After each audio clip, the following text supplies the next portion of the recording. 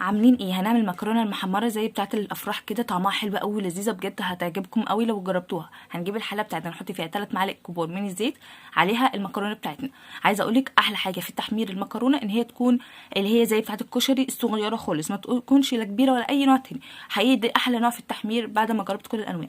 بتفضلي ايدك فيها كده، تفضلي تقلبي فيها لحد ما تاخد لون كلها. وعايزه اقول لك اول ما بتحطي المكرونه بتبقي معليه النار، بعد كده بتوطيها وتخليها قريبه للهاديه، ده بيفرق قوي قوي في اللون بتاع المكرونه. جربيها بالطريقه دي.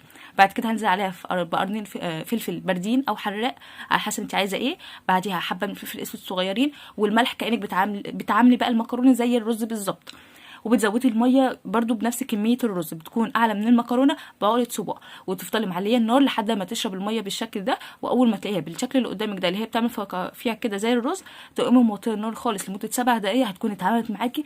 وعايزه اقول لك لونها حلو وطعمها حلو بجد، حلو قوي، جربوها. وبس كده. ده